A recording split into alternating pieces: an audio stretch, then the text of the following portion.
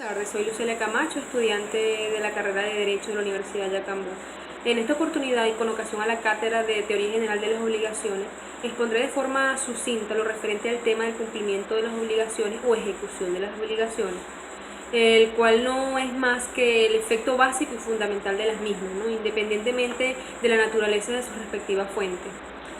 Por tanto, por cumplimiento de una obligación se entiende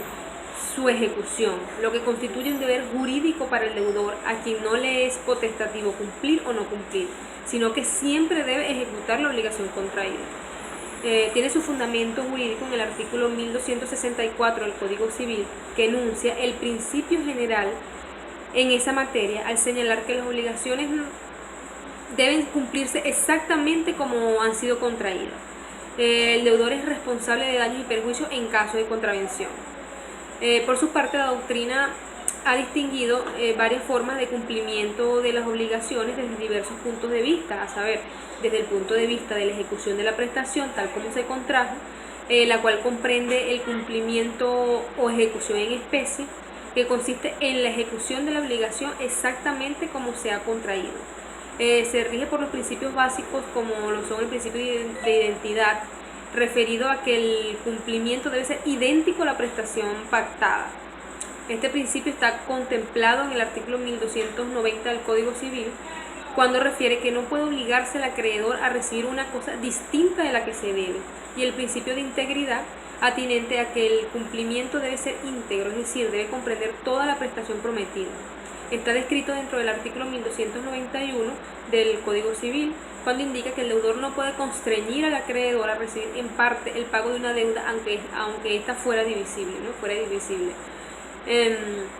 La otra forma de cumplimiento, según este punto de vista, se denomina cumplimiento o ejecución equivalente, que consiste en la realización por parte del deudor de una prestación distinta de la prometida y con la cual resarce al acreedor del no cumplimiento en especie de la obligación pactada.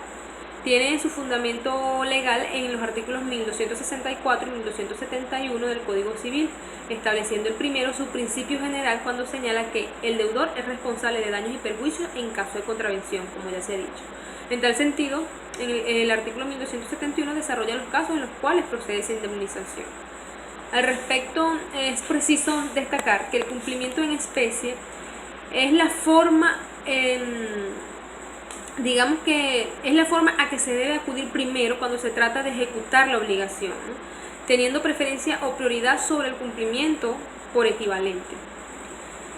Seguidamente se tiene desde el punto de vista de la voluntariedad en el cumplimiento, que estas pueden ser de cumplimiento voluntario, que es aquella que tiene lugar cuando el deudor por su propia voluntad y sin que sobre él se hubiese ejercido algún medio coactivo, cumple la obligación contraída, y de cumplimiento forzoso o de ejecución forzosa, que consiste en el cumplimiento coactivo que le es impuesto al deudor por los tribunales de justicia a petición del acreedor. Y desde el punto de vista de la persona que ejecuta la obligación, puede ser de cumplimiento directo, que viene a ser la ejecución de la obligación realizada por la misma persona del deudor que la ha contraído, y de cumplimiento indirecto, entendida como la ejecución de la obligación por persona o medios distintos del deudor que la contrajo. Ahora bien, en lo que respecta al incumplimiento de las obligaciones, se concibe como la inejecución de las mismas al no observarse del deudor el comportamiento o conducta que ha prometido, ¿no? Según las causas que origina el incumplimiento, este puede ser voluntario, también denominado culposo, y es la ejecución de la obligación motivada por un obstáculo que es o se considera imputable a la propia persona del deudor y comprende el incumplimiento derivado del dolo o la culpa del deudor y el motivado por obstáculo, como se dice, que aun cuando en sí mismos no son imputables al deudor, no llenan los requisitos de la causa extraña no imputable, en cuyo caso el legislador lo considera entonces imputable al deudor. Por otra parte, se tiene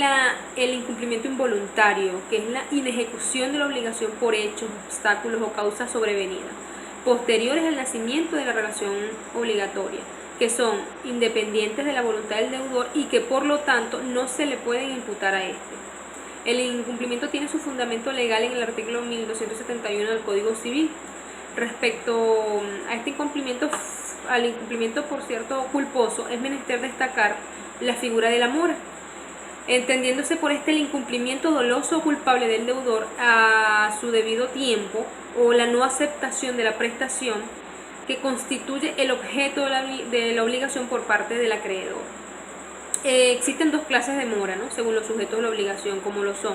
la mora del acreedor y la mora del deudor. En el primero de los casos ocurre cuando se observa el retraso doloso o al menos culpable del acreedor al no aceptar por parte del deudor el cumplimiento de la obligación. Por lo tanto, todos los riesgos corren por cuenta del acreedor. Debe reparar todos los daños y perjuicios que como consecuencia de la mora se le ocasionaron al deudor y paraliza automáticamente el pago de los intereses. Este tipo de mora extingue cuando el acreedor está dispuesto a recibir el pago o cuando el acreedor y el deudor convienen en extinguir dicha mora, ¿no? En cuanto a la mora del deudor, esta se configura con el retraso doloso o al menos culpable por parte del deudor en el cumplimiento de la obligación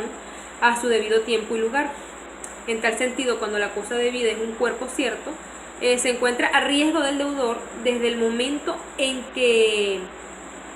esta cae en mora. Y si la deuda es una cantidad de dinero, el deudor debe desde el momento de la mora los intereses al tipo legal. En este caso existen varios tipos de extinción de la mora, como lo son cuando el deudor paga la mora, cuando las partes de común acuerdo así lo exigen, cuando el deudor realiza una oferta real de pago y el acreedor lo acepta, o cuando el acreedor da una prórroga para el cumplimiento de la obligación. Bien, esta ha sido toda mi intervención, espero haya sido de su interés. Hasta una próxima oportunidad.